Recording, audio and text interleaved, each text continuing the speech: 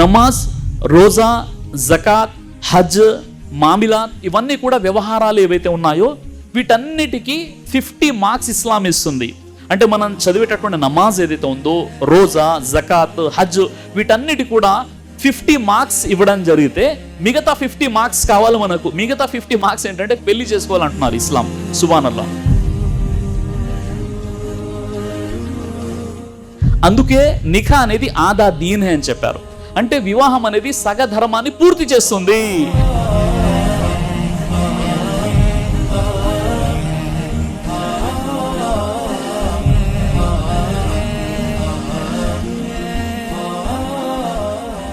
అల్హమ్దులిల్లాహి లదీ కఫా వస్సలాము అలా ఇబాదిహి లదీన ఇస్తఫా వఅలా ఆలిహి వసహబిహి అజ్మాయిన్ అమ్మా బాద్. యా అయ్యుహన్నాసు తఖూ రబ్బకుముల్లదీ ఖలఖకుం మిన్ నఫ్సిన్ వాహిదా వఖలఖ మిన్హా జౌజహా వబథ మిన్హుమా రిజాలన్ కసీరన్ వనిసా వత్తఖుల్లాహ లదీ తసాఅలూన బిహి వల్ అర్హామ్ ఇన్నల్లాహ కాన అలైకుం రఖీబా. వఖాల నబీ రసూలుల్లాహి సల్లల్లాహు అలైహి వసల్లం అన్నికాహు మిన్ సున్నతి ఫమా రగిబ అన్ సున్నతి ఫలైస మిన్నీ. రబ్బి ఇష్రహ్ లీ సద్రీ వయస్సిర్ లీ అమ్రీ వహ్లుల్ ఉఖ్దతం మిన్ లిసానీ యఫ్ఖహూ ఖౌలీ.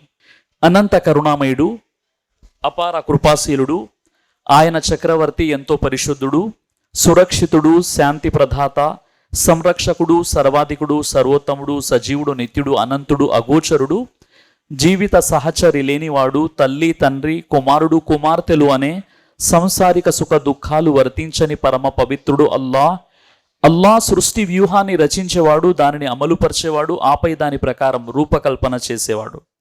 విశ్వవిఖ్యాత నైతిక సార్వభౌముడు, కాలగతిని మార్చివేసిన శూరుడు, ప్రపంచ విప్లవాల్లో అత్యద్భుతమైన విప్లవాన్ని లేవదీసిన మేటి యోధుడు, మూఢ జనాన్ని మహాజ్ఞానులుగా మార్చివేసిన అద్వితీయ సంస్కర్త, బానిసలను పాలకులుగా మార్చిన అనుపమ ప్రతిభాశాలి, జీవనదాయక ఇస్లాం సందేశాన్ని మానవాళికి అందజేసిన మానవ మహోపకారి, విశ్వ ప్రవక్తల నాయకుడు, సత్యవంతుడు, విశ్వసనీయుడు, నిజాయితీపరుడు, కరికంబలిధారి, హరిత గుమ్మటవాసి, అంతిమ దైవ ప్రవక్త, జగద్గురువు, రహ్మతలిల్ ఆలమీన్, ఇమాముల్ అంబియా, ఖాతమ నబీ ముహమ్మదు రసూలుల్లాహ్ సల్లల్లాహు అలైహి వసల్లం వారిపై అల్లాహ్ యొక్క శాంతి, కారుణ్యం మరియు శుభాలు వర్షించుగాక. ఆమీన్. నేను ముందుగా మనందరి సృష్టికర్త అయినటువంటి అల్లాహకు సహస్రాది కృతజ్ఞత అభివందనాలు తెలుపుకున్నాను. ఎందుకంటే అల్హమ్దులిల్లా నిఖా తర్వాత ఒక వలిమా సందర్భంగా మనమంతా ఒక చోట సమావేశమై ధార్మిక విషయాలు చర్చించుకునే ఒక గొప్ప అవకాశాన్ని అల్లా మనందరికీ కూడా ప్రసాదించాడు. కాబట్టి ముఖ్యంగా ఈ వలిమా విందు కార్యక్రమంలో పాల్గొన్నటువంటి సోదరిమణులు, సోదరులు, హిందూ, ముస్లిం, క్రైస్తవ అందరినీ కూడా నేను ఇస్లామీయ పద్ధతిలో ఆహ్వానిస్తున్నాను. అస్సలాము అలైకుం వరహ్మతుల్లాహి వబరకాతు.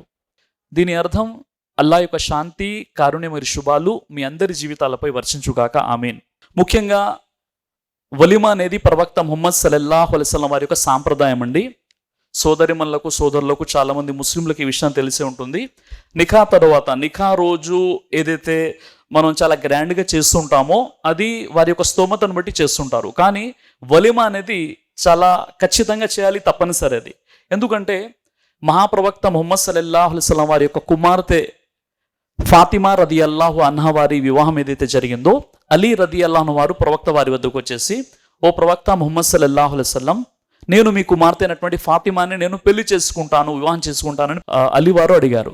అప్పుడు ప్రవక్త ముహమ్మద్ సల్లల్లాహు అలైహి వసల్లం వారు అడిగారు, అలీ, మెహర్ చెల్లించడానికి నీ వద్ద ఏముంది అంటే, ఇక్కడ వధు కట్నం చెప్తున్నారు, వరకట్నం కాదు. ఈరోజు మన సమాజంలో వరకట్నం ముస్లిమేతరులతో పాటు ముస్లింలు కూడా తీసేసుకుంటున్నారు వరకట్నం. కానీ ప్రవక్త వారు ఏం చెప్తున్నారు? వధు కట్నం గురించి చెప్తున్నారు. నువ్వు నా కూతురు అయినటువంటి ఫాతిమాని పెళ్లి చేసుకుంటావని అడుగుతున్నావు కదా, సరే, చాలా మంచి విషయమే. మెహర్ ఇవ్వడానికి నీ దగ్గర ఏముంది? నువ్వు వధు కట్నం ఏమిస్తావని అడిగారు. అలీ రదియల్లాహు అన్హు దగ్గర ఏమీ కూడా లేదు. ఓ ప్రవక్త, నా దగ్గర ఏది లేదని చెప్పారు. లేదు, నీ దగ్గర ఒక ఖంజర్ ఉంది, అంటే ఒక యుద్ధ కవచం ఉండాలి కదా, ఆ యుద్ధ కవచాన్ని అమ్మి నువ్వు డబ్బులు తీసుకురా అని చెప్పారు. అప్పుడు అలీ రదియల్లాహు అన్హు వారు ఇంటి నుండి బయలుదేరారు. మధ్యలో ఉస్మాన్ బిన్ అఫ్ఫాన్ రదియల్లాహు అన్హు వారు ఎదురయ్యారు. అక్కడ అమ్మేశారు. వచ్చినటువంటి డబ్బులు తీసుకొచ్చి ఎవరికి ఇచ్చారు? ప్రవక్త ముహమ్మద్ సల్లల్లాహు అలైహి వసల్లం వారికి ఇచ్చారు. దీనిని ఇస్లాంలో మెహరే ముఅజ్జల్ అని అంటారు. ముందస్తుగా ఇచ్చేటటువంటి మెహర్ని మెహరే ముఅజ్జల్ అంటారు. అల్హమ్దులిల్లా, అలా మెహరే ముఅజ్జల్ని చెల్లించి వివాహం చేసేసుకున్నారు. ఎవరు? అలీ రదియల్లాహు అన్హు వారు ఫాతిమా రదియల్లాహు అన్హు వారితో వివాహం జరిపించేశారు. ఆ వివాహం కూడా ఎలా అయిందో మీరు ఆశ్చర్యపోతారు. జొహర్ లేదా అసర్ నమాజ్ సమయం ఉండేది. అందరూ కూడా సహాబాలు వచ్చారు, మసీదులో నమాజ్ చదువుకున్నారు. వెళ్తుంటే ప్రవక్త వారు ఎలాన్ చేశారు. అప్పటికి ఎవరికి తెలియదు అనమాట వివాహం అని. కాసేపు ఆగండి, ఇప్పుడు నా కూతురు అయినటువంటి ఫాతిమా యొక్క వివాహం అలీతో జరిపించడం జరుగుతుంది కాబట్టి మీరు దీవించండి, మీరు దువా చేయండి, ఉండండి అని చెప్పారు. అప్పుడు వారికి తెలిసిందనమాట విషయం. అల్హమ్దులిల్లా వివాహం జరిగిపోయింది. వివాహం జరిగిపోయిన తర్వాత వలీమా ఎలా జరిగింది? వలీమా ఇవ్వడానికి అలీ రదియల్లాహు అన్హు వారి దగ్గర డబ్బులు లేవు. అప్పుడు ఏం చేయాలంటే, వివాహం అయిపోయిన తర్వాత ఒక రోజు అయిపోయింది, మరుసటి రోజు అలీ రదియల్లాహు అన్హు వారు అడవికి బయలుదేరారు. అడవికి బయలుదేరి ఒక గొడ్డలు తీసుకెళ్లారు. అడవికి వెళ్ళి కట్టెలు కొట్టారు, అదేవిధంగా గడ్డి తీసుకొచ్చేసి మార్కెట్లో పెట్టి అమ్ముతున్నారు. ఎందుకోసం? ఒక వ్యక్తి ఇమాముల్ అంబియా, విశ్వ ప్రవక్తల నాయకుడి యొక్క అల్లుడు ఏం చేస్తున్నారు? తన వలీమా కోసం వచ్చినటువంటి ఎవరైతే బంధువులు ఉంటారో వారికి తినిపించాలి, వలీమా ఇవ్వాలి, దావత్ ఇవ్వాలి. కాబట్టి విశ్వ ప్రవక్తల నాయకుడు అయినటువంటి ఇమాముల్ అంబియా యొక్క అల్లుడు అలీ రదియల్లాహు అన్హు వారు తన పెళ్లి సందర్భంగా, పెళ్లి అయిపోయిన తర్వాత ఏదైతే వలీమా ఉందో విందు సందర్భంగా అడవికి వెళ్ళి గడ్డి మరియు కట్టెలు తీసుకొచ్చి మార్కెట్లో అమ్మి వచ్చినటువంటి డబ్బులతో వలీమా చేయడం జరిగింది. సుబ్హానల్లా. కాబట్టి వలీమా అనేది ఇస్లాంలో చాలా ప్రాముఖ్యతతో కూడుకున్నటువంటి విషయం. అల్హమ్దుల్లా ఈరోజు మనం వలీమా రిసెప్షన్లో మనం ఉన్నాం. అయితే ముఖ్యంగా ఈరోజు ముస్లిం సమాజంలో నమాజ్ విషయంలో ప్రవక్త ముహమ్మద్ సల్లల్లాహు అలైహి వసల్లం వారిని అనుసరిస్తున్నారు. జకాత్ చెల్లించాలి. ఎలా చెల్లించాలండి? నా దగ్గర ఒక 70 కాసుల బంగారం ఉందండి, జకాత్ ఎలా ఇవ్వాలని అడుగుతుంటారు సోదరులు. అంటే జకాత్ ప్రవక్త వారు ఎలా ఇవ్వమన్నారు, తర్వాత ప్రవక్త ముహమ్మద్ సల్లల్లాహు అలైహి వసల్లం వారు ఈదైన్ గురించి ఏం చెప్పారు, పండుగ నమాజ్ ఎలా చదవాలి, ఇవన్నీ విషయాలు కూడా ప్రవక్తని ఫాలో అవుతున్నాం. కానీ ఇక్కడ చాలా బాధాకరమైన విషయం ఏంటంటే, మనం వివాహం విషయంలో ప్రవక్త ముహమ్మద్ సల్లల్లాహు అలైహి వసల్లం వారిని రోల్ మోడల్గా తీసుకోవట్లేదు. నమాజ్, రోజా, జకాత్, హజ్, చాలా విషయాల్లో ప్రవక్త వారిని రోల్ మోడల్గా, ఆదర్శంగా మనం తీసుకున్నాం. కానీ ముహమ్మద్ ప్రవక్త సల్లల్లాహు అలైహి వసల్లం వారి యొక్క కాలంలో వివాహాలు ఎలా జరిగాయండి? ప్రవక్త వారి వివాహాల్ని ఆదర్శంగా తీసుకోలేకపోతున్నాం మనం. ఈరోజు వరకట్నాలు చాలా ఎక్కువగా మన మార్కెట్లో కనిపిస్తున్నాయి. అంటే కట్నం లేనిదే అమ్మాయి యొక్క వివాహం జరగట్లేదు. ఈరోజు అమ్మాయి పుట్టడమే అభిశాపంగా, ఆమె మనుగడే సమాజానికి పెనుభారంగా భావిస్తున్నారు. కొన్ని వర్గాలలోనైతే అమ్మాయి పుడితే మైనస్ పుట్టింది అంటున్నారు. ఎందుకు? అమ్మాయి పుట్టిందంటే బోలెడండి ఖర్చు అవుతుందండి, మనకున్న ఫ్లాటు లేదా ప్లాట్ అమ్మాలి, మన పంట పొలాలు అమ్మేసేయాలి, ఎందుకంటే అమ్మాయి పుట్టిందంటే మనం కట్నం ఇవ్వాలి కదా అనే ఒక ఆలోచన వస్తుంది. కానీ ప్రవక్త వారు ఏం చెప్పారు? ఎవరైతే ఇద్దరు అమ్మాయిల్ని కని పెంచి పోషించి వారికి మంచి వివాహం చూసి, సంబంధం చూసి పెళ్లి చేస్తారో వారు నేను ఇలా స్వర్గంలో ఉంటామని తన చూపుడు వేలు, మధ్య వేలు చూపించారు ప్రవక్త వారు. అంటే అమ్మాయి పుట్టిందంటే సంబరాలు చేసుకోండి, బేటీ రోటీ అని చెప్తారు. ఎందుకంటే అమ్మాయి అంటే అల్హమ్దుల్లా చాలా కేరింగ్గా ఉంటారు అమ్మాయిలు. తల్లిదండ్రుల పట్ల వారి యొక్క సంక్షేమం, వారి యొక్క మంచి చెడుల గురించి ఎక్కువగా అమ్మాయి పట్టించుకుంటారు. అంటే అమ్మాయి పుట్టిందంటే ఇంట్లో ఒక లక్ష్మి అంటే బర్కత్ అంటారు. అలాంటి అమ్మాయిని ఈరోజు మైనస్గా మన సొసైటీ చూస్తుందంటే మనం కూడా ఏదో కోణంలో పొరపాటు చేస్తున్నాం. ఆ పొరపాటు ఏంటంటే సున్నత్ వెలుగులో వివాహం చేసుకునే ప్రయత్నం చేయట్లేదు. నేను ఇది హరాము, ఇది తప్పని నేను చెప్పలేదు. పెద్ద పెద్ద ఫత్వాలు కూడా నా ప్రసంగాలు ఎక్కడ కూడా నేను ఇవ్వను. కానీ మనం ప్రయత్నం చేయాలి, మనం ప్రవక్త వారి పద్ధతిలో వివాహం చేసుకోవడానికి. ముఖ్యంగా చూడండి, ఇస్లాంలో వివాహం జరగాలంటే 4 విషయాలు ఉన్నాయండి. మీరు ఆశ్చర్యపోతారు. మీరు ఒక వెడ్డింగ్ కార్డు వేయకున్నా, ఒక పెద్ద ఫంక్షన్ హాల్ తీసుకోకున్నా, లేదా ఎక్కువగా డబ్బులు ఖర్చు పెట్టకున్నా వివాహం ఎలా అవుతుందంటే ప్రవక్త వారి కాలంలో ఎలా జరిగాయి, ఇస్లాంలో కండిషన్స్ ఏంటి, రూల్స్ ఏం చెప్పడం జరిగిందంటే 4 విషయాలు ఖచ్చితంగా ఉంటే వివాహం అయిపోతుంది ఇస్లాంలో. మొదటి విషయం ఏంటంటే ఈజా వ హుబుల్ అంటారు. అమ్మాయి అబ్బాయి పరస్పర అంగీకారాన్ని ఈజా వ హబూల్ అని చెప్తారు. మొదటి విషయం అంటే అమ్మాయి ఒప్పుకోవాలి, అబ్బాయి ఒప్పుకోవాలి. ఇస్లాంలో అమ్మాయిలకు ఉన్నటువంటి స్వేచ్ఛ ఎంత గొప్పగా ఉందో చూడండి.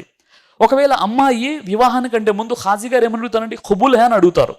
సిగ్నేచర్స్ కోసం వెళ్తారు కదా అమ్మాయి దగ్గరికి, అమ్మాయిని అడుగుతారు, నీకు ఇష్టమైనా సమ్మతమైనా హుబుల్ హే అని ఆమె సంతకం పెడితేనే వివాహం అవుతుంది. అంటే లాస్ట్ మూమెంట్లో కూడా అమ్మాయి ఈ అబ్బాయి నాకు ఇష్టం లేదు అని చెప్పొచ్చు అనమాట.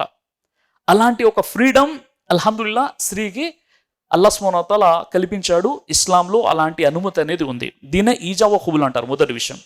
రెండో విషయం ఏంటంటే వివాహం జరగడానికి అమ్మాయి తరపున వలి అనబడేవాడు ఉండాలి. వలి అంటే సంరక్షకుడు, తండ్రి ఒప్పుకోవాలి. తండ్రి లేని సమక్షంలో ఆ యొక్క అమ్మాయి యొక్క అన్న లేదా తమ్ముడు లేదా బాబాయి వీరు వలిగా ఉండాలి. ఇది రెండో విషయం, దీన్ని వలి అంటారు. మూడో విషయం, ఇద్దరు సాక్షులు ఉండాలి. నాలుగో విషయం అబ్బాయి మెహర్ చెల్లించాలి. ఈ 4 విషయాలు ఉంటే అల్హమ్దుల్లా వివాహం జరిగిపోతుంది ఇస్లాంలో. ఎంత సింపుల్ చూడండి. అంటే ఇక్కడ ఉన్నటువంటి ఇప్పుడు మీరు ఒక వలిమా రిసెప్షన్లో వచ్చారు, ఇక్కడ కూడా ఒక 2-3 పెళ్లిళ్ళు చేయొచ్చు మనం ఇస్లాం పద్ధతిలో అల్హమ్దుల్లా. ఏంటైనా పెళ్లి కానీ వచ్చేస్తే మళ్ళీ పెళ్లి చేయిస్తాడని అనుకోకండి మీరు. అంటే అంత సింపుల్గా ఉంటుందన్న విషయాన్ని నేను చెప్తున్నాను. అంటే ఈ 4 విషయాలు ఉంటే వివాహం అనేది జరిగిపోతుంది. మొదటి విషయం ఏంటంటే ఈజావో హుబుల్, అమ్మాయి అబ్బాయి పరస్పర అంగీకారం. రెండో విషయం అమ్మాయి తరపు నుండి వలి. మూడో విషయం 2 సాక్షులు. 4వ విషయం మెహర్. ఈ 4 విషయాలు ఉంటే అల్హమ్దుల్లా ఇస్లాం ధర్మంలో వివాహం అనేది చాలా సులభంగా జరిగిపోతుంది. ఈ 4 విషయాలు ఉన్నాయన్నమాట. సుబ్హానల్లా. ఇంత సునాయాసంగా ఇస్లాం ధర్మం వివాహానికి సంబంధించినటువంటి అనుమతి మనకి ఇవ్వడం జరిగింది. అందుకే చూడండి, మీరు ఆశ్చర్యపోతారు. ప్రవక్త ముహమ్మద్ సల్లల్లాహు అలైహి వసల్లం ఒక సమావేశంలో ఉన్నారు. ఒక స్త్రీ ప్రవక్త వారి వద్దకు వచ్చేసి నేరుగా ప్రవక్త వారితో సంభాషిస్తుంది. ఓ ప్రవక్త, నేను మిమ్మల్ని పెళ్లి చేసుకుంటానని చెప్పేసింది. చూడండి ఆ సిచ్యువేషన్ ఎలా ఉందో ఒకసారి ఆలోచించండి. అంటే ప్రవక్త వారి సమక్షంలో ఇంకా కొంతమంది ఉన్నారు. ఒక స్త్రీ నేరుగా ప్రవక్త వారి వద్దకు వచ్చేసి, ఓ ప్రవక్త, మిమ్మల్ని నేను పెళ్లి చేసుకుంటాను. ప్రవక్త వారు ఆ స్త్రీని ఒకసారి చూశారు. ఆ తర్వాత ఆయన తన ముఖాన్ని కిందికి దించేసుకున్నారు. ఆ తర్వాత మౌనంగా ఉన్నారు. అంటే ప్రవక్త వారు ఆ స్త్రీని పెళ్లి చేసుకోవాలని అనుకోవట్లేదు. అంతలోనే ఏం జరిగిందంటే, ఒక సహాబీ వారు ప్రవక్త వారి శిష్యుడు అక్కడ నుండి వస్తూ ఏం చెప్పారంటే, ఓ ప్రవక్త, మీరు అనుమతిస్తే ఈ స్త్రీని నేను పెళ్లి చేసుకుంటాను అని అడిగారు. అప్పుడు ప్రవక్త వారు ఏం చెప్పారు, ఈ యువతిని నువ్వు పెళ్లి చేసుకోవాలనుకుంటున్నావు కదా, మెహర్ చెల్లించడానికి నీ వద్ద ఏముంది అని అడిగారు. ఆ వ్యక్తి చెప్పాడు, ప్రవక్త, మెహర్ ఇవ్వడానికి, వధుకట్టం ఇవ్వడానికి నా దగ్గర ఏదీ లేదని చెప్పారు. నువ్వు వెళ్ళు, మీ ఇంటికి వెళ్ళి వెతుకు, మీ ఇంట్లో ఏదైనా ఉండవచ్చు, తీసుకురా అని చెప్పారు. అప్పుడు ఆ వ్యక్తి ఇంటికి వెళ్ళాడు, వెతికాడు, ఏం కూడా దొరకలేదనమాట. ఏమీ లభించలేదు. మళ్ళీ వచ్చేసాడు, ప్రవక్త, నేను చూసాను, నా దగ్గర ఏమీ లేదు, కానీ ఈ యువతి నేను పెళ్లి చేసుకోవాలనుకుంటున్నాను అన్నారు. అప్పుడు ప్రవక్త లేదు, వధుకట్నం ఇవ్వడానికి నీ దగ్గర ఏమీ లేదు కాబట్టి నేను పెళ్లి జరిపించానని ప్రవక్త చెప్పలేదు. అప్పుడు ప్రవక్త ఏం చెప్పారంటే, నీకు ఖురాన్లోని ఏ వాక్యాలు గుర్తున్నాయని అడిగారు. ఫలానా ఫలానా ఫలానా సూరాలు నాకు గుర్తున్నాయి ప్రవక్త అనే వ్యక్తి చదివి వినిపించాడు. అయితే ఈ అమ్మాయిని పెళ్లి చేసుకో, నీకు తెలిసిన ఖురాన్ని ఈ అమ్మాయికి నేర్పించు, అదే నీకోసం మెహర్ అని చెప్పారు. సుబ్హానల్లాహ్. అదే సమావేశంలో, అదే సమక్షంలో ప్రవక్త వారు ఇద్దరికి పెళ్లి చేయించి నిఖా చదివించేసి పంపించేశారు. ఇంత సులభంగా ఇస్లాం ధర్మంలో వివాహాలు జరిగాయి. కానీ ఈరోజు మనం ఎలా చేస్తున్నాం ఒక్కసారి ఆలోచించండి. అలా అని గ్రాండ్గా చేయొద్దని నేను చెప్పట్లేదు. ఫంక్షన్ హాల్లో చేయొచ్చు, గ్రాండ్గా చేయవచ్చు. అంటే మనకు ఆ స్తోమత ఉండాలి. ముఖ్యంగా అబ్బాయి రిసెప్షన్ ఇలా ఉండాలన్నమాట. అమ్మాయికి ఖర్చులు తగ్గించాలి, అబ్బాయి పూర్తిగా ఆ ఖర్చుల్ని భరించాలి. ఇస్లాం ధర్మం చెప్పే విషయం ఇది. మరో విషయం మీరు ఆశ్చర్యపోతారు, ఇస్లాంలో ఎలాంటి వివాహాలు జరిగాయంటే, అబూ దర్దా రదియల్లాహు అన్హు వారు సల్మాన్ ఫార్సీ వారి ప్రస్తావన వస్తుంది. సల్మాన్ ఫార్సీ అంటే ఆయన ఫార్సీ, అక్కడ నుండి ఇస్లాం స్వీకరించినటువంటి ఒక సహాబీ వారు. ఫలానా తెగకు సంబంధించి ఒక అమ్మాయిని పెళ్లి చేసుకోవాలనుకున్నారు. ఎవరు? సల్మాన్ ఫార్సీ రదియల్లాహు అన్హు వారు. అబూ దర్దాని తీసుకెళ్లారు. మిమ్మల్ని ఆ తెగవారు గుర్తుపడతారు కదా, మీరు వెళ్ళి ఆ ఇంటి అమ్మాయి నేను పెళ్లి చేసుకుంటాను కాబట్టి మీరు నా గురించి సంబంధం మాట్లాడండి అయ్యా అని అబూ దర్దాని తీసుకొచ్చారు. ఎవరు? సల్మాన్ ఫార్సీ వారు. ఇద్దరు ఆ ఇంటికి వెళ్ళిపోయారు. గుమ్మం ముందు ఈయన వెయిట్ చేస్తున్నారు. ఎవరు? సల్మాన్ ఫార్సీ. అబూ దర్దాని లోపలికి పంపించారు. అబూ దర్దా లోపలికి ఎందుకు వెళ్ళారండి? సల్మాన్ ఫార్సీ సంబంధం ఆ ఇంటి అమ్మాయితో మాట్లాడడానికి ఇంటికి లోపలికి వెళ్ళారు. ఎందుకంటే గుర్తుపడతారు కాబట్టి. సలాం చేశారు, లోపలికి వెళ్ళారు, కూర్చున్నారు, మాట్లాడుతున్నారు. ఆయనేమో బయట వెయిట్ చేస్తున్నారు, ఎదురు చూస్తున్నారు. అప్పుడు అబూ దర్దా వారు చెప్పారు, సల్మాన్ ఫార్సీ నా స్నేహితుడు, మీ అమ్మాయిని పెళ్లి చేసుకోవాలనుకుంటున్నారు. ఆయన ఇస్లాం ధర్మాన్ని స్వీకరించారు, ఆ మార్గంలో ఇలా కష్టాలు అనుభవించారు, చాలా మంచి వ్యక్తి, మీరు మీ అమ్మాయిని ఆ అబ్బాయికి ఇచ్చేసి పెళ్లి జరిపించండి అని మాట్లాడుతున్నారు. చాలా సమయం అయిపోయింది, ఏం మాట్లాడుతున్నారు, టెన్షన్గా ఆయన బయట నిలబడి ఉన్నారు. లోపల జరిగిన ప్రస్తావన ఏంటంటే, వారు అన్నారు, ఈ విషయం మొత్తం విని, మేము మా అమ్మాయిని సల్మాన్ ఫార్సీకి ఇవ్వలేమండి, మీకు ఒకవేళ సమ్మతమైతే మీరు మా అమ్మాయిని పెళ్లి చేసుకుంటారంటే మా అమ్మాయిని మీకిచ్చే పెళ్లి చేస్తాము అంటారు. వెంటనే అమ్మాయి పరద వెనుక ఉంటుంది. నీకు అంగీకారమే అని అడిగితే అంగీకారమే అంటుంది. అక్కడ వాళ్ళ నాన్న, అమ్మాయి యొక్క నాన్నగారు ఉంటారు. వెంటనే అక్కడ ఖుత్బా చదివించేస్తారు. అమ్మాయి యొక్క వివాహం అబూ దర్దాతో జరిగిపోతుంది. సుబ్హానల్లా. వివాహం జరిగిపోయిన తర్వాత అబూ దర్దా గారు ఏం చెప్పాలో అర్థం కావట్లేదు. బయటకు వచ్చేసి మౌనంగా ఉంటారు. సల్మాన్ ఫార్సీ గారు ఎదురు చూస్తున్నారు, ఏం జరిగిందని. చాలా మౌనంగా ఉండి జరిగిన విషయం మొత్తం కూడా ప్రస్తావిస్తారు. ఇది ఇలా జరిగిందండి అనగానే, సరే అండి, మీ అదృష్టంలో ఉన్నటువంటి సంబంధం కోసం మీతో పాటు నేను వచ్చాను, పర్వాలేదని వెళ్ళిపోతారు. అంటే ఈ ప్రస్తావన మీ ముందు చేయడానికి ప్రధాన ఉద్దేశం ఏంటంటే, ఇస్లాం ధర్మంలో వివాహాలు ఎంత సులభంగా, ఎంత సునాయాసంగా జరిగాయి. ఈరోజు మనం ఎలా చేస్తున్నాం ఒకసారి ఆలోచించండి. కాబట్టి షరియత్ని అర్థం చేసుకునేటటువంటి ప్రయత్నం చేయండి. నిఖా అంటే ఏంటండి? నిఖా అన్న పదానికి మీథాకన్ గలీజా అని చెప్తారు. అంటే ఇది ఒక గట్టి ఒప్పందం, ఒక స్ట్రాంగ్ బాండ్ అంటారు అనమాట నిఖాని. అంటే ఒక అమ్మాయి ఒక అబ్బాయి సామాజికంగా వారు ఏకమై మమేకమై జీవితాన్ని గడపడమే. అంటే ఒక అమ్మాయి ఒక అబ్బాయి శరీర ప్రకారంగా ఏకమై సామాజికంగా జీవితం గడపడాన్ని అరబీలో నిఖా అని అంటారు. నిఖా చేసుకోవడం వల్ల ఉన్నటువంటి లాభాలను ప్రవక్త వారు తెలియజేశారు. 2 కుటుంబాలు కలుస్తాయి. ఆ వ్యక్తి నిఖా చేసుకున్నటువంటి వ్యక్తి అసాంఘిక కార్యకలాపాలకు అశ్లీల పనులకు నుండి దూరంగా ఉంటాడు. వారికి పుట్టబోయేటటువంటి సంతానం కనుక అంటే పుణ్యాత్ములై ఉన్నట్లయితే వీరి తదనంతరం ఈ తల్లిదండ్రులు చనిపోయిన తర్వాత వారి కోసం దువా చేసే ఒక జాతి మనుగడలో ఉంటుంది. తర్వాత భార్య పిల్లల్ని పోషించడానికి ఆ తండ్రి పడేటటువంటి కష్టాలు ఏవైతే ఉన్నాయో తన పాలిట అది ఒక సదఖాగా వ్రాయబడుతుందని ప్రవక్త ముహమ్మద్ సల్లల్లాహు అలైహి వసల్లం వారు తెలియజేశారు. ఇలా చాలా లాభాలు తెలియచేయడం జరిగింది. చూడండి, తరచుగా ఒక ఆయత మనం వింటుంటాం. అదేంటి? వమా ఖలక్తుల్ జిన్న వల్ ఇన్సా ఇల్లా లియఅబుదూన్. సూరా జారియాత్ సూరా నంబర్ 51 ఆయత నంబర్ 56. ఈ ఆయత యొక్క అర్థం ఏంటండి? అంటే జిన్ మరియు ఇన్స్ అంటే జిన్నాత్లను మరియు మానవులను అల్లా తన ఆరాధన కొరికే సృష్టించాడు. అంటే అల్లా యొక్క ఆరాధన ముందుకు కొనసాగాలంటే ఏం చేయాలి? మానవులు కావాలి. మానవులు కావాలి కాబట్టి అల్లా సుబ్హానహు వ తఆలా వివాహం అనేటటువంటి ఒక నిబంధన పెట్టాడు. సూరే అన్నబా సూరా 78 ఆయత నంబర్ 8లో వఖలకునాకుం అజ్వాజా, మేము మానవులను జంటలుగా సృష్టించాము. జంటలుగా ఎందుకు? అల్లా యొక్క ఆరాధన కావాలి. అందుకే చూడండి, సూరే అర్రాద్ సూరా నంబర్ 13 ఆయత నంబర్ 38లో ఓ ప్రవక్త ముహమ్మద్ సల్లల్లాహు అలైహి వసల్లం, మేము నీకు పూర్వం ఎంతమంది అయితే ప్రవక్తల్ని పంపించామో వారందరినీ కూడా ఆలుబిడ్డలు కలవారిగానే చేశాం. అంటే ఈ ప్రపంచంలో రమారమి 1,24,000 మంది దైవ ప్రవక్తలు వచ్చారండి. ఈ 1,24,000 మంది దైవ ప్రవక్తల్లో ప్రతి ప్రవక్త కూడా పెళ్లి చేసుకున్నారు, వారికి సంతానం కూడా ఉంది. అంటే వివాహం చేసుకున్నటువంటి ప్రవక్త ఈ భూమండలంలో ఎవరు లేరు. మీరు చెప్పొచ్చు, వాళ్ళు లేదండి యేసుక్రీస్తు జీసస్ ఈసా అలైహిస్సలాం వారికి వివాహం జరగలేదు కదా అంటే ప్రవక్త వారు చెప్పారు, సెకండ్ కమింగ్ ఎప్పుడైతే ఉంటుందో ఈసా అలైహిస్సలాం అప్పుడు ఆయన వివాహం జరుగుతుందని చెప్పారు. అంటే ఈ ప్రపంచంలో వివాహం లేకుండా ఏ ప్రవక్త కూడా పరిగణించబడలేదు. ప్రతి ప్రవక్త కూడా వివాహము, వారికి ఏంటంటే పిల్లలు, ఈ సంసారం అనేది ఖచ్చితంగా ఈ నిబంధనగా దైవం పెట్టేశాడు. ఎందుకంటే ఒక ప్రవక్త అనబడేవాడు ఒక రోల్ మోడల్గా ఉండాలి. భార్యతో ఎలా ఉండాలి, పిల్లలతో ఎలా ఉండాలి, తర్వాత అతడు ఎలాంటి శిక్షణ ఇవ్వాలి, ఇవన్నీ కూడా సమాజానికి చెప్పాలి. కాబట్టి అందుకే ప్రవక్త మహనీయ ముహమ్మద్ సల్లల్లాహు అలైహి వసల్లం తెలియజేశారు, అన్నికాహు మిన్ సున్నతి ఫమర్ రగిబ అన్ సున్నతి ఫలైస మిన్ని. వివాహం, నిఖా అనేది నా సాంప్రదాయము. ఎవరైతే నా సాంప్రదాయాన్ని కాదు అంటారో, తిరస్కరిస్తారో వారు నాలోని వారు కాదు అని చెప్పారు. అందుకే వివాహం కోసం ప్రవక్త వారు ఏం చెప్పారు? ఎవరైతే వివాహం చేసుకుంటారో, వివాహం అవుతుందో వారు తమ సగ ధర్మాన్ని నిర్వర్తించినట్లే అని చెప్పారు. అంత గొప్పగా చెప్పడం జరిగింది. 3 వ్యక్తులకు సహకరించడం అల్లా యొక్క బాధ్యత అవుతుంది. ఖచ్చితంగా సహకరిస్తాడు 3 వ్యక్తులకు. మొదటి వ్యక్తి ఎవరంటే తన విడుదల కోసం పరిహారం చెల్లించే ప్రయత్నంలో ఉన్నటువంటి బానిస మొదటి వ్యక్తి. రెండో వ్యక్తి ఎవరు అంటే అశ్లీల కార్యాల నుండి దూరంగా ఉండడానికి పెళ్లి చేసుకునే ప్రయత్నంలో ఉన్న యువకుని కూడా అల్లా సహాయం చేస్తాడని చెప్పారు. మూడో వ్యక్తి ఎవరంటే ధర్మ మార్గంలో పోరాటం చేసేటటువంటి ముజాహిద్ యోధుడు. ఈ 3 కూడా అల్లా సహాయం చేయడం తన బాధ్యతగా భావిస్తాడు. అందులో ఒక వ్యక్తి ఎవరంటే తాను చెడుల నుండి బయటపడడానికి వివాహం కోసం ప్రయత్నంలో ఉన్నటువంటి యువకునికి కూడా అల్లా సపోర్ట్ చేస్తాడు, సహాయం చేస్తాడు అని ప్రవక్త మహనీయ ముహమ్మద్ సల్లల్లాహు అలైహి వసల్లం తెలియజేశారు. ముఖ్యంగా ఇక్కడ మనం తెలుసుకోవాల్సిన విషయం ఏంటంటే వివాహం అనేది ఆదా దీన్ అని చెప్పారు. సగధర్మం నిర్వర్తించినట్లే.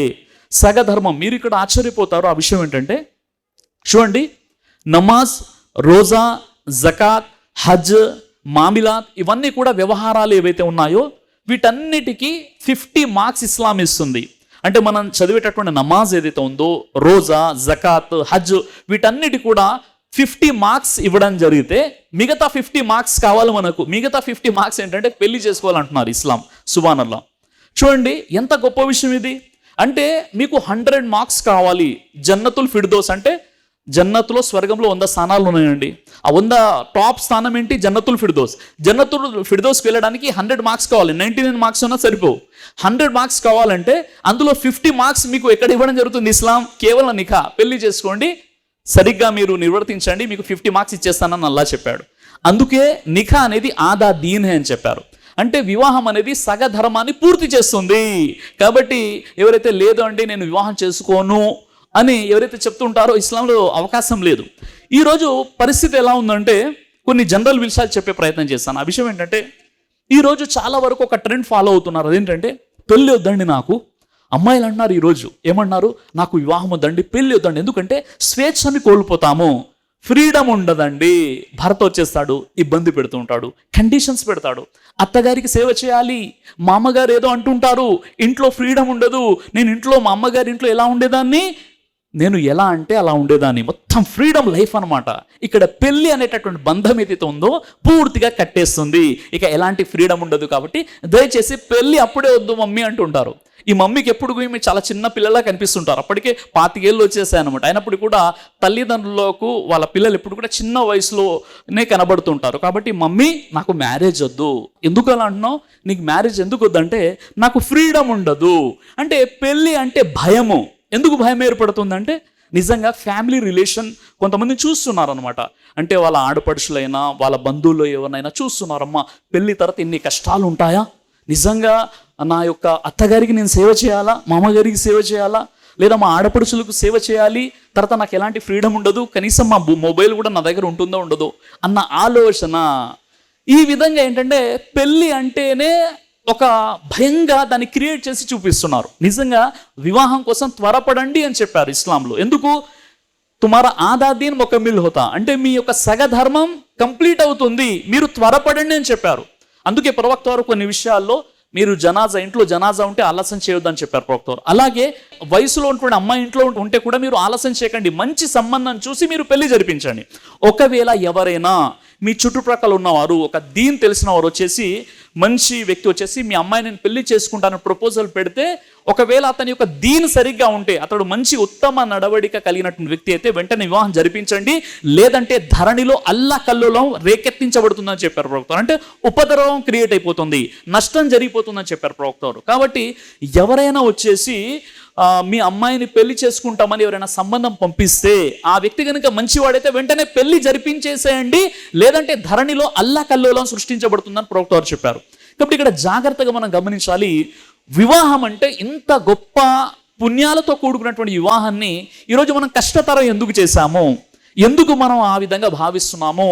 ఈరోజు చాలా వరకు అమ్మాయిలు మేము పెళ్లి చేసుకోమండి అని కొంతమంది అంటుంటే, ఇంకా మేము మా లైఫ్లో సెటిల్ అవ్వాలని అబ్బాయిలతో పాటు అమ్మాయిలు కూడా ఉంటున్నారు. అంటే అమ్మాయిలు అనుకున్నారు మా కాళ్ళ మీద మేము నిలబడాలి, అప్పుడే మేము పెళ్లి చేసుకుంటాము అనే ధోరణి ఈరోజు సమాజంలో ఎందుకు క్రియేట్ అయిపోయిందంటే ఫ్యామిలీ రిలేషన్ సరిగ్గా లేకపోవడం.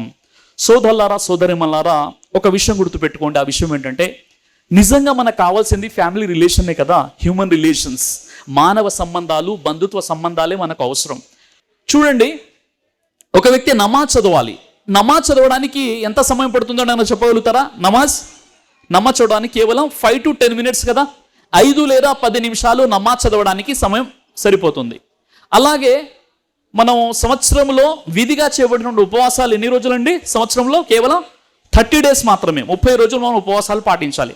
తర్వాత జకాత్, స్తోమత కలిగిన వారు జకాత్ ఇవ్వాలి. ఇప్పుడు నా జేబులో డబ్బులు ఉన్నాయి, నేను జకాత్ ఇవ్వాలి అంటే జకాత్ ఇవ్వడానికి 2 నిమిషాలు సమయం పడుతుంది. సంవత్సరంలో 30 రోజులు ఉపవాసాలు ఉండాలి. రోజులో మీరు ఒక 50 minutes మీకు నమాజ్ కోసం, 1 గంట లోపు మీరు 5 పూటలు నమాజ్ చదివేసుకుంటారు. కానీ మానవ సంబంధాలు, మీ అఖ్లాక్, మన యాటిట్యూడ్, మనం ప్రవర్తించే విధానము, మనం ఒక స్త్రీ తన భర్తతో ఎలా వ్యవహరించాలి, ఒక పిల్లలు తన తల్లిదండ్రులతో ఎలా ఉండాలి, ఒక సొసైటీలో ఒక పౌరుడిగా నేను నా కర్తవ్యాన్ని ఎలా నిర్వర్తించాలి, ఇది పూర్తి జీవితం ఉంటుంది. ఈ మామిలాతే మనం మర్చిపోయాం. అంటే ఈ హ్యూమన్ రిలేషన్స్ అయినా, మానవ సంబంధాలు అయినా, మన యొక్క వారితో వ్యవహరించేటటువంటి విధానమైనా, ఇందులో చాలా లోపం జరిగిపోతుంది. ఈ విషయాన్ని దయచేసి అర్థం చేసుకునే ప్రయత్నం చేయండి. అంటే జీవితంలో చనిపోయే వరకు చేయాల్సిన విషయం ఏంటో తెలుసా? మనం దైవ భక్తితో ఉండాలి, పాప భీతితో ఉండాలి, మంచితనంతో ఉండాలి, మంచి అఖ్లాక్తో జీవితం గడపాలి. ఇది మన పూర్తి జీవితంలో మనకు సమాధి వరకు కూడా ఉపయోగపడేది. దీంట్లో చాలా పొరపాట్లు జరిగిపోతున్నాయి. కాబట్టి ఈ విషయంలో ఒకసారి మీరు జాగ్రత్తగా నేను చెప్పేటటువంటి విషయాలపై కాన్సన్ట్రేట్ చేసేటువంటి ప్రయత్నం చేయండి. నిజంగా మానవ సంబంధాలు ఎంత సరిగ్గా, ఎంత మంచిగా ఉంటాయో అతని యొక్క అభివృద్ధి, డెవలప్మెంట్, మెంటల్ పీస్ కూడా అదే విధంగా ఉంటుంది. ఎప్పుడైతే మన రిలేషన్స్ పాడైపోతాయో మెంటల్ పీస్ అనేది ఉండదు. ఎక్కడైతే మెంటల్ పీస్ ఉంటుందో నమాజ్ చదివేటప్పుడు చాలా ప్రశాంతంగా నమాజ్ చదువుకోవచ్చు. మెంటల్ పీస్ లేనప్పుడు నమాజ్ ప్రశాంతంగా ఎలా చదువుకోగలుగుతాం? మన నమాజ్ ఎలా అంగీకరించబడుతుంది? కాబట్టి మనము చేసే కొన్ని పొరపాట్లు ఉన్నాయి. ఇప్పుడు ఉదాహరణ చూడండి, మనిషి అంటేనే సంఘజీవి. మనిషిని తీసుకెళ్ళి ఒక కొండల్లో పెట్టేసి ఒక పెద్ద విల్లా ఏర్పాటు చేసి ఈ కొండల్లో నువ్వు ఒక్కడే ఉండురా బాబు అంటే అతడు ఉండడు. ఎంత మంచి ఫెసిలిటీస్ ఇచ్చినప్పుడు కూడా ఒక వ్యక్తిని తీసుకెళ్లి అడవిలో వదిలేసి అన్ని ఫెసిలిటీస్ని అక్కడ ఇచ్చేస్తే ఒక వ్యక్తి ఉండలేడు. ఎందుకంటే అతడు ఒక సంఘజీవి. తనకు భార్య, పిల్లలు, సొసైటీ, ఇరుగు పొరుగు వారు వీరందరూ ఉండాలి. అప్పుడే అతడు చాలా హ్యాపీగా ఫీల్ అయిపోతాడు. మరి మన ఇరుగు పొరుగు వారితో మనం ఎలా ఉంటున్నాం, మన బంధువులతో మనం ఎలా ఉంటున్నాం, నిజంగా వారితో సరైనటువంటి రిలేషన్స్ ఉన్నాయా లేదా ఒక్కసారి ఆలోచించండి. చూడండి, నేను ఒక లక్ష్యాన్ని పెట్టుకున్నాను, ఆ లక్ష్యాన్ని సాధించాను. ఆ లక్ష్యాన్ని సాధించిన తర్వాత నాకు సంతృప్తి కలుగుతుంది. కానీ ఆ లక్ష్యాన్ని నలుగురితో పంచుకున్నప్పుడు ఇంకా నాకు సంతృప్తి అనేది కలుగుతుంది. అంటే నేను చేరుకోవాల్సినటువంటి లక్ష్యాన్ని ఎప్పుడైతే చేరుకున్నానో అంతకంటే ఎక్కువగా నేను చేరుకున్న లక్ష్యాన్ని నా నలుగురు, నా చుట్టుప్రక్కల ఉన్నవారు చూసి ఆనందించినప్పుడు, వారు శభాష్ అని చెప్పినప్పుడు ఇంకా హ్యాపీగా నేను ఫీల్ అవుతాను. మరి ఆ సొసైటీతో నేను ముడిపడి ఉన్నప్పుడు ఆ సొసైటీతో నా యొక్క సంబంధాలు ఎలా ఉండాలి, ఎలా ఉంటున్నాయన్న విషయాన్ని మనం ఆలోచించాలి. అంటే మనిషి అనబడే వాడికి ఎప్పుడు కూడా తన యొక్క కుటుంబ సభ్యులు, బంధువులు, ఇరుగు పొరుగు వారు వారితో ఎలా ఉంటున్నాడు అన్నది చాలా ఇంపార్టెంట్ అండి. అలాగే ఒక వ్యక్తి యొక్క జీవితంలో కష్టాలు, అదేవిధంగా నష్టాలు ఇవన్నీ కూడా వస్తుంటాయి. ఫెయిల్యూర్స్ అనేవి ఎదురవుతుంటాయి. ఒక వ్యక్తి కష్టానికి గురైపోయినప్పుడు తనతో పాటు తనకు ఒక భరోసా ఇచ్చేవాడు కావాలి. నేను ఉన్నాను అని ఒక భరోసా ఇచ్చేవాడు కావాలి. అప్పుడు ఎలా ఉంటాడు, తన బాధ సగం దిగిపోతుంది అనమాట. కాబట్టి ఇవన్నీ కూడా సమాజంతో, సొసైటీతో ముడిపడి ఉంటాయి.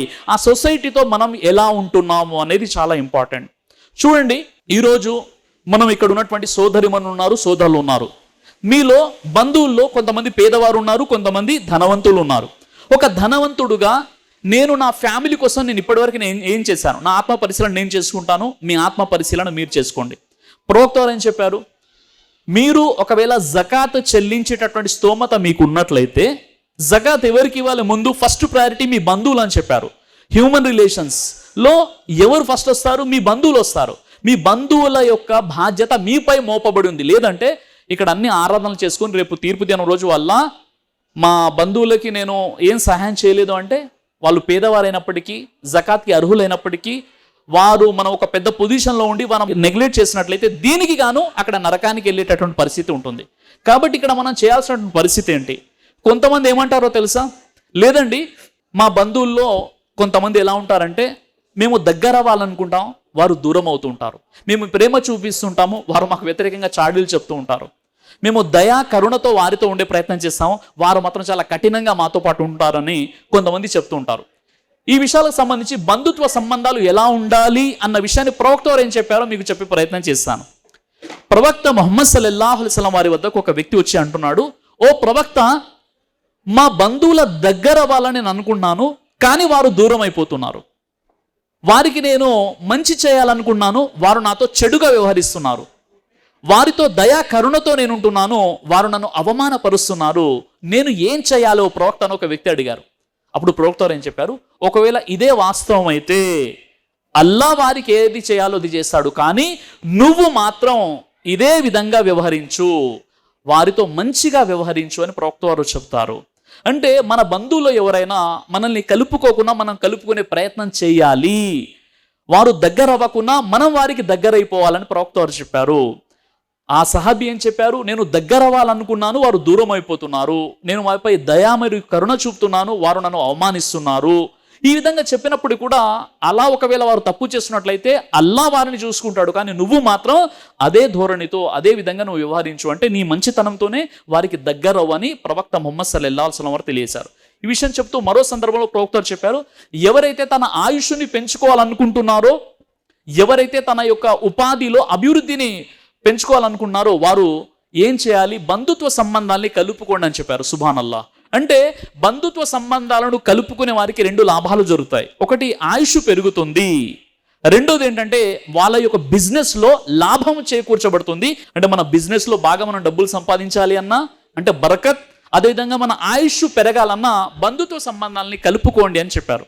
అలాగే ప్రవక్త మరో విషయం ఏం చెప్పారంటే, ప్రతి పాపానికి దైవం వద్ద లెక్క చెప్పుకోవాలి, కానీ కొన్ని పాపాలు ఎలాంటివి అంటే ప్రపంచంలోనే అల్లా శిక్ష వేసేస్తాడని చెప్పారు ప్రవక్త వారు. సుబ్హానల్లాహ్. అంటే కొన్ని పాపాలు ఎలాంటివంటే ప్రపంచంలోనే శిక్ష పడిపోతుందని చెప్పారు. ఆ శిక్షలో ఆ 2 పాపాలు ఏంటంటే, ఒకటి తల్లిదండ్రుల అవిధేయత. తల్లిదండ్రుల పట్ల అవిధేయత చూపినటువంటి వ్యక్తికి శిక్ష ఈ ప్రపంచంలోనే పడిపోతుందని ప్రవక్త చెప్పారు. ఇక రెండో రకం వారు ఎవరంటే, ఎవరైతే బంధుత్వ సంబంధాలను తెగత్రింపులు చేసుకుంటారో వారికి కూడా శిక్ష ఈ ప్రపంచంలోనే పడుతుంది. మరి ఇలాంటి బంధుత్వ సంబంధాల విషయంలో మనం ఎలా ఉంటున్నాం, ఎలా వ్యవహరిస్తున్నాం ఒక్కసారి ఆలోచించండి సోదరి మల్లారా. చూడండి, నిజంగా ఈ రోజు ఇక్కడ ఉన్నటువంటి వాళ్ళలో కొంతమంది మాషాల్లా ధనవంతులు ఉండవచ్చు, వారి యొక్క బంధువుల్లో కొంతమంది పేదవారు ఉండవచ్చు. ఈ పేదవారి గురించి మనం ఏం ఆలోచిస్తున్నాం? మనమైతే సెటిల్ అయిపోయాం, మన పిల్లలు యుఎస్లో ఉన్నారు, యూకేలో ఉన్నారు, లండన్లో ఉన్నారు, మంచి పొజిషన్లో ఉన్నారు. మన యొక్క హాలి పుప్పు ఎవరైతే మన యొక్క బంధువులు ఉన్నారో వాళ్ళ యొక్క పిల్లలు ఏంటంటే ఇక్కడే ఉన్నారు, ఎలాంటి ఎడ్యుకేషన్ లేదు, వారికి ఫ్యామిలీ సపోర్ట్ లేదు, ఆర్థికంగా ఎలాంటి వారికి సపోర్ట్ చేసేవారు లేరు. అలాంటి పరిస్థితుల్లో నిజంగా ఎవరైతే ఒక మంచి పొజిషన్లోకి వెళ్ళిపోయారో తమ బంధువుల్ని పట్టించుకోనట్లయితే ఏమవుతుంది? రేపు ఖియామత్ రోజు మనం చేసే నమాజులు, రోజా, జకాత్ ఇవన్నీ కూడా వృధా అయిపోతాయి. ఇది హదీస్ వెలుగులో నేను చెప్పే ప్రయత్నం చేస్తున్నాను. చూడండి, మహాప్రవక్త ముహమ్మద్ సల్లల్లాహు అలైహి వసల్లం యొక్క సతీమణి ఆయిషా రదియల్లాహు అన్హా వారిపై నింద మోపడం జరిగింది. నౌజ్ బిల్లాన్ జారీ, వ్యభిచారపు నింద. ఇఫ్క్ సంఘటన అంటారు. ఇఫ్క్ అంటే లేనిది ఉన్నట్టుగా క్రియేట్ చేసి వదంతులని, రూమర్స్ని క్రియేట్ చేయడం. ఇఫ్క్ సంఘటన చరిత్రలో మీకు తెలుసు, సూర్య నూర్ అవతరించింది. ఆయిషా రదియల్లాహు అన్హా వారిపై ఒక నిందని మోపడం జరిగింది. ఆ నిందలో కొంతమంది సహాబాలు కూడా ఆ నిందని ప్రచారం చేయడంలో మునిగిపోయారు. నౌజ్ బిల్లాహి మిన్ జాలిక్. అబ్దుల్లా బిన్ ఉబై ఒక కపట విశ్వాసి మునాఫిర్తో పాటు కొంతమంది సహాబాలు కూడా అవునేమో అనుకున్నారు. నౌజ్ బిల్లా. అందులో ఒక సహాబీ ఎవరంటే మిస్తాహ్ బిన్ అసాసా. మిస్తాహ్ బిన్ అసాసా ఎవరంటే అబూబకర్ సిద్దిక్ రదియల్లాహు అన్హు యొక్క పిన్ని కుమారుడు, వరుసకు తమ్ముడు అవుతాడు. తమ్ముడు అన్నను అవుతారు. ఎవరికి? అబూబకర్ వారికి. అంటే అబూబకర్ వారు ఆనాటి ధనవంతులు. సుబ్హానల్లాహ్. అబూబకర్ వారు ఎప్పుడైతే ఈ ప్రపంచాన్ని వదిలి వెళ్ళిపోయారు, ఆయన చనిపోయినప్పుడు 40 కోట్లు ఉన్నాయి ఆయన దగ్గర. అబూబకర్ రదియల్లాహు అన్హు వారు ఎప్పుడైతే ఈ ప్రపంచాన్ని వదిలి వెళ్ళిపోయారో ఆయన ఆస్తి ఎంత? 40 crores, 40 కోట్లు. ఆనాటి కరెన్సీని కన్వర్ట్ చేస్తే ఇప్పుడు 40 కోట్లు అనమాట. అబూబకర్ సిద్దిక్ రదియల్లాహు అన్హు ఎప్పుడైతే ఇస్లాం స్వీకరించారో ఆయన 40,000 దిర్హంలను ప్రవక్త వారి వద్దకు వచ్చేసి, ఓ ప్రవక్త, ఎవరైతే ఇస్లాం స్వీకరించారో వీరి రిహాబిలిటేషన్ కోసం నేను ఇస్తున్నాను చెప్పారు. అలాంటి గొప్ప ధనవంతుడు ఎవరు? టెక్స్టైల్ బిజినెస్ ఉండేది అబూబకర్ సిద్దిక్ రదియల్లాహు అన్హు వారి. అబూబకర్ సిద్దిక్ రదియల్లాహు అన్హు వారు అలాంటి వ్యక్తి స్వతహాగా తన యొక్క కూతురుని ముహమ్మద్ సల్లల్లాహు అలైహి వసల్లం వారికి ఇచ్చారు. అయితే ఈ ఆయిషా రదియల్లాహు అన్హా వారిపై ఎప్పుడైతే ఒక నింద, వ్యభిచారపు నింద కొంతమంది దుర్మార్గులు, కపట విశ్వాసులు వేయడం జరిగిందో ఆ సందర్భంగా మిస్తాహ్ బిన్ అసాసా కూడా అవునేమో అని ప్రచారం చేస్తారు. మిస్తాహ్ ఎవరు అంటే అబూబకర్ వారి పిన్ని కుమారుడు, చాలా పేదవారు అనమాట. ప్రతిరోజు కూడా టిఫిన్ ఇంటి నుండి వెళ్తుంది. అబూబకర్ సిద్దిక్ రదియల్లాహు అన్హు వారు ఇంటి నుండి భోజనం పంపిస్తేనే ఆయన తింటారు. ఆయనకు అయ్యే సమస్త ఖర్చులన్నీ కూడా ఎవరు భరిస్తున్నారు? అబూబకర్ భరిస్తున్నారు. అలాంటి అబూబకర్ సిద్దిక్ రదియల్లాహు అన్హు వారు పూర్తి ఖర్చులు భరిస్తున్నారు. అబూబకర్ వారిపై డిపెండ్ అయి జీవితం గడిపేటటువంటి తన పిన్ని కుమారుడు మిస్తాహ్ బిన్ అసాసా కూడా ఈ నిందను ప్రజల్లో వ్యాపింపజేస్తున్నాడు. ఈ విషయం ఎప్పుడైతే అబూబకర్కి తెలిసిందో అప్పుడు అబూబకర్ చాలా తీవ్రంగా ఆవేదన గురైపారు. కోపంతో ఏం చెప్పారంటే, ఇక మిస్తాహ్కి నేను ఎలాంటి ఆర్థిక సాయం చేయను, ఈ దుర్మార్గుడు నా కూతురుపై నింద మోపే వర్గంలో ఒక వ్యక్తిగా పరిగణించబడ్డాడు కాబట్టి ఈ వ్యక్తి ఎలాంటి సహాయం చేయనని ఆయన ప్రమాణం చేశారు. ఆనాడు అరబ్బులో ఒక సాంప్రదాయం ఉండేది, ఏదైనా గట్టిగా తాకీదు చేసినప్పుడు హసం అని చెప్పేవారు. నేను ప్రమాణం చేసి చెప్తున్నాను, ఇక్కడ నుండి నీ ముఖం కూడా చూడను, మీ ఇంటి గడప కూడా ఎక్కనని చెప్పేసి ప్రమాణాలు చేసేవారు అనమాట. ఒక బయతులా చేసేవారు, శపథంలా. ఆయన ఏం చెప్తారు? అబూబకర్ సిద్దిక్ రదియల్లాహు అన్హు వారు, నేను ప్రమాణం చేసి చెప్తున్నాను, మిస్తాహ్కి ఈ రోజు నుండి ఎలాంటి ఆర్థిక సాయం చేయను, ఇక నాకు మిస్తాహ్కు సంబంధం లేదని చెప్పేస్తారు. అప్పుడు సుబ్హానల్లాహ్ ఖురాన్ ఆయత్ అవతరిస్తుంది. మీరు వెళ్ళి ఖురాన్ చదవండి. ఖురాన్లో సూర్య నూర్ సూర నంబర్ 24 ఆయత 22, మీలో ఎవరైతే ఐశ్వర్యవంతులు, స్థితిమంతులు ఉంటారో వారు పేదవారికి, తమ బంధువులకు, అల్లా మార్గంలో వలస వచ్చిన వారికి ఇవ్వము అని ఒట్టు పెట్టుకోకూడదు. పైగా వారిని క్షమించాలి, వారి పట్ల మన్నింపు వైఖరిని కలిగి ఉండాలి. అల్లా మిమ్మల్ని క్షమించాలని మీరు కోరుకోరా, కాబట్టి వారిని కూడా మీరు క్షమించండి. సుబ్హానల్లాహ్. ఒక ఆయత్ అవతరిస్తుంది.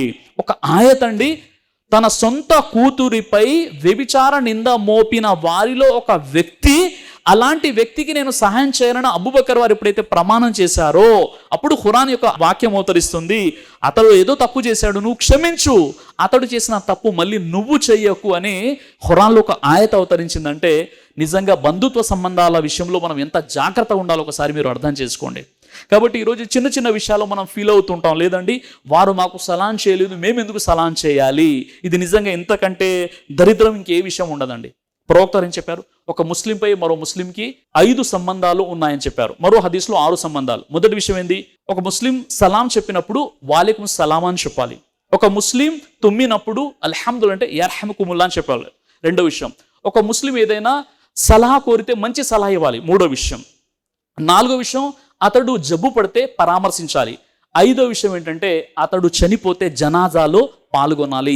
ఈ 5 సంబంధాలు. మరో హదీస్లో ఉన్న విషయం ఏంటంటే ఒక ముస్లిం ఇంటికి విందుకు ఆహ్వానించినట్లయితే, విందు భోజనానికి ఆహ్వానించినట్లయితే మీరు అతని ఇంటికి వెళ్ళండి అని చెప్పడం జరిగింది. ఇలా 6 విషయాలు ఒక ముస్లిం మరొక ముస్లింపై విధిగా చేయబడ్డాయి.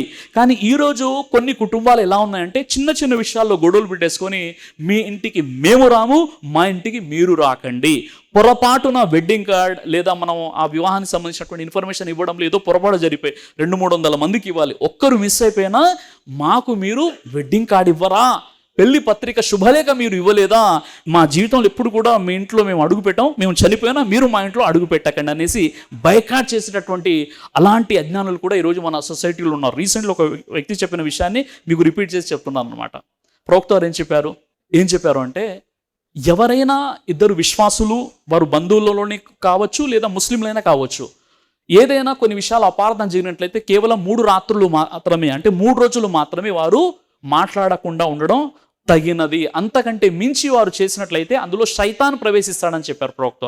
మరో విషయం ఏం చెప్పారు అంటే, ఏ వ్యక్తి అయితే, ఏ ముస్లిం అయితే సంవత్సరం వరకు మరో ముస్లింతో మాట్లాడలేదు, బైకాట్ చేసేసాడో, స్వతహాగా అతన్ని మర్డర్ చేసినంత పాపాన్ని అతడు మూట కట్టుకుంటాడు అని ప్రవక్త వారు తెలియజేశారు. మీరు బహుశా ఈ హదీస్ వినే ఉంటారు. ప్రతి సోమ మరియు గురువారం కర్మల పత్రాలు అల్లా వద్దకు వెళ్తాయన్నమాట. అంటే దైవదూతలు వచ్చేసి ప్రతి గురువారం మరియు సోమవారం మనిషి యొక్క కర్మల పత్రాలని తీసుకువెళ్ళడం జరుగుతుంది. అల్లా ఇద్దరిని తప్ప అందరిని క్షమించి వేస్తాడు. ఆ ఇద్దరు ఎవరు అంటే, ఎవరైతే షిర్క్ చేస్తారో వారి కర్మల్ని అల్లా అక్కడ తీసుకోడు.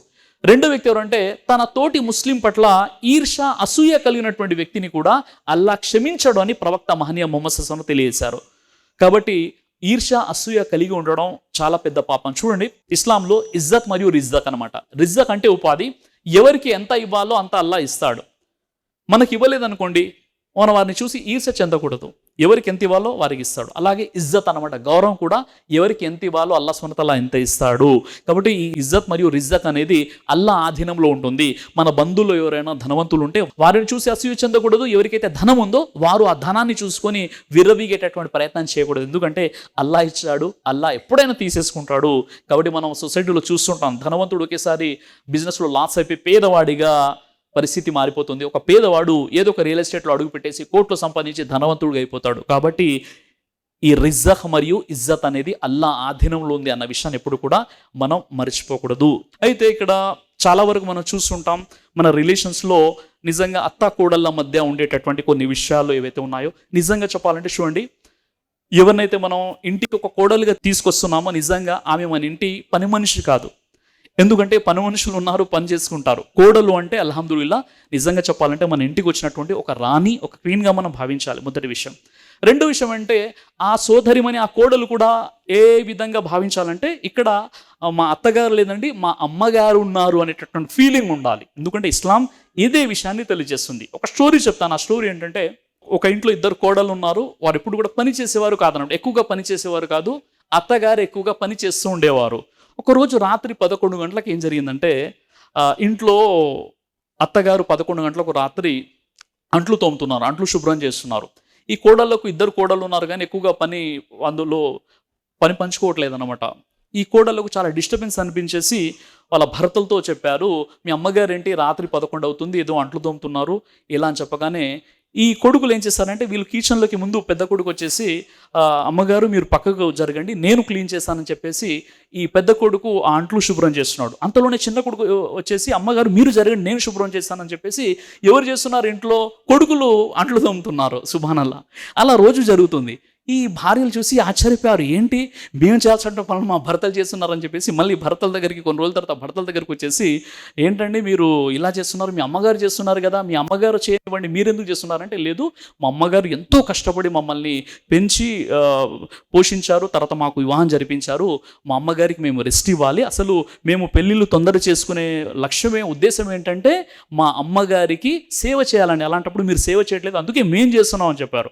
అంటే ఇక్కడ ఒక తల్లి యొక్క గౌరవం అనేది పిల్లల ఆ యొక్క కుమారుల చేతిలో ఉంటుంది. అలా కాకుండా వీరే తమ యొక్క భార్యలకు నెగిటివ్గా చెప్పారనుకోండి, నెగిటివ్గా అర్థం చేసుకునేటటువంటి అవకాశాలు ఉంటాయి. ఎప్పుడైతే ఈ పిల్లలే వచ్చేసి తమ కుమారులే వచ్చేసి తన తల్లికి సపోర్ట్ చేసినప్పుడు ఆ కోడలు ఏమనుకున్నారు, అయ్యో తల్లినే చేయనివ్వండి అన్నారు. లేదు లేదు, ఆ తల్లికి మేము రెస్ట్ ఇవ్వాలనుకున్నాం అన్నప్పుడు ఆ తల్లి యొక్క గౌరవాన్ని అక్కడ ఎవరు పెంచారు, కుమారులు పెంచారు. కాబట్టి అప్పుడు ఆ భార్యలు అర్థం చేసుకొని వారు సరిగ్గా పనిచేయడం అనేది ప్రారంభిస్తారనమాట. మరికొన్ని సందర్భాలను చెప్తున్నాను. కొన్ని అపోహలు ఎలా జరుగుతుంటాయంటే, వయసు పెరిగినటువంటి కొంతమంది అత్తమామలు ఉంటారు, వారికి చాలా వరకు అర్థం కాదనమాట.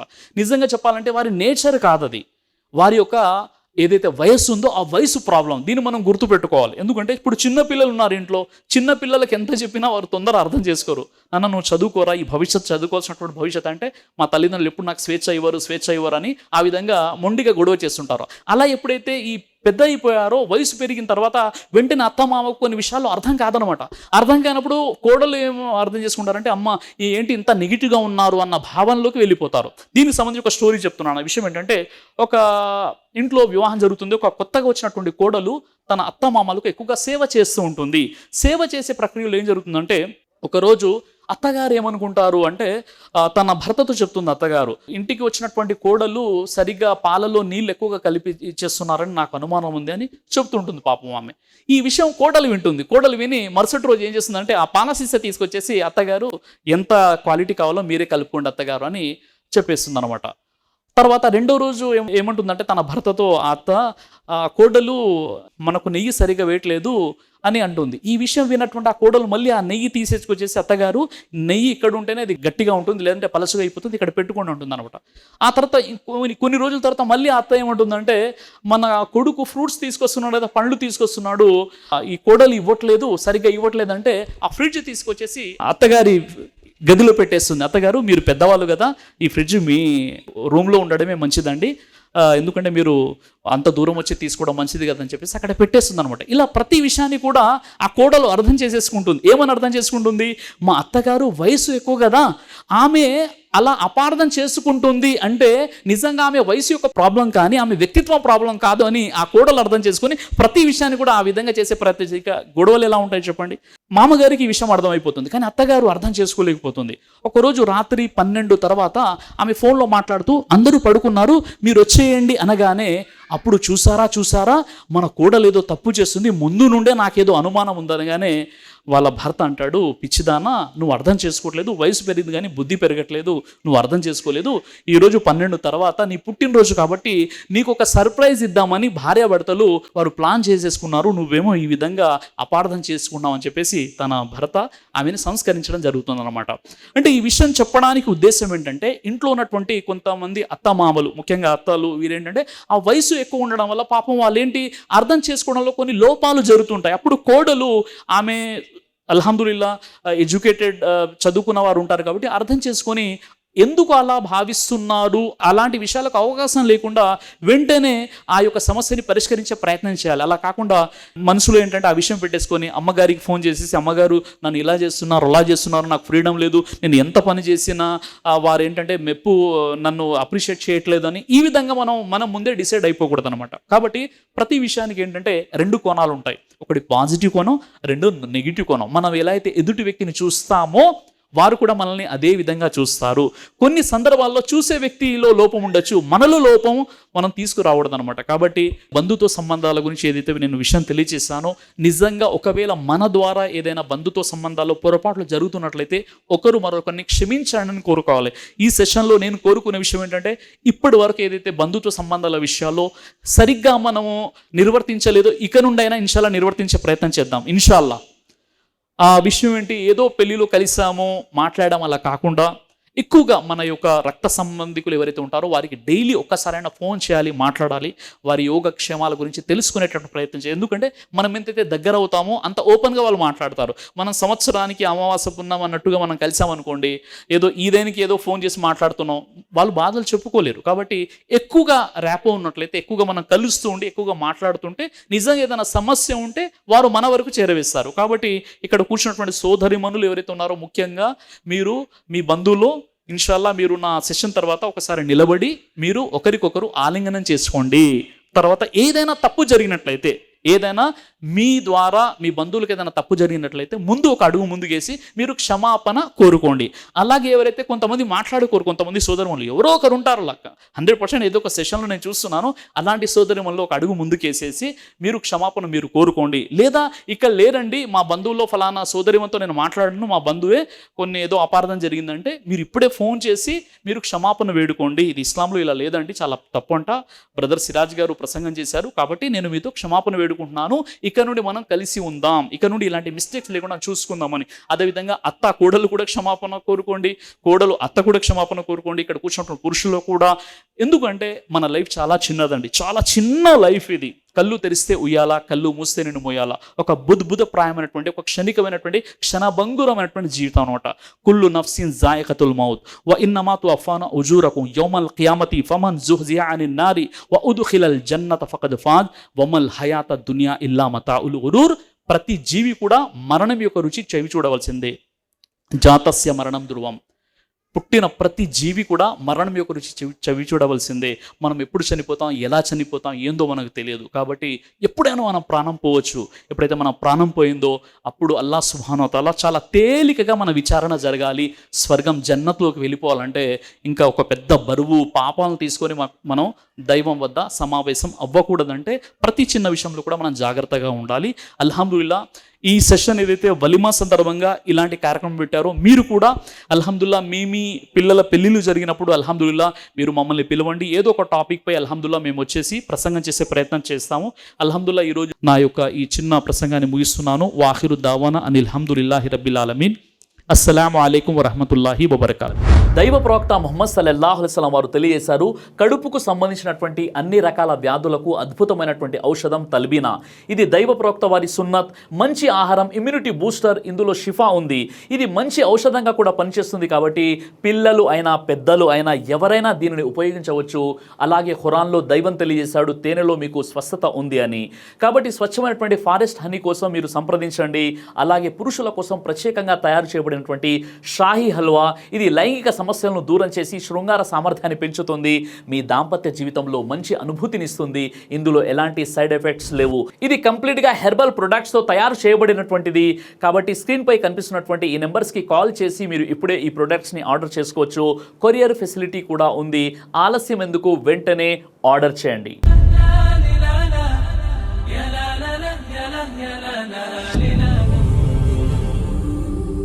బ్రదర్ సిరాజ్ అని యూట్యూబ్ ఛానల్ని మీరు సబ్స్క్రైబ్ చేసినట్లయితే ఇన్షాల్లా దేవచిత్తం అయితే మీకు వీడియోస్ వస్తుంటాయి. అదేవిధంగా బ్రదర్ సిరాజ్ అనేటటువంటి ఫేస్బుక్ని కూడా లైక్ చేయడం వల్ల మీకు వీడియోస్ వస్తుంటాయి.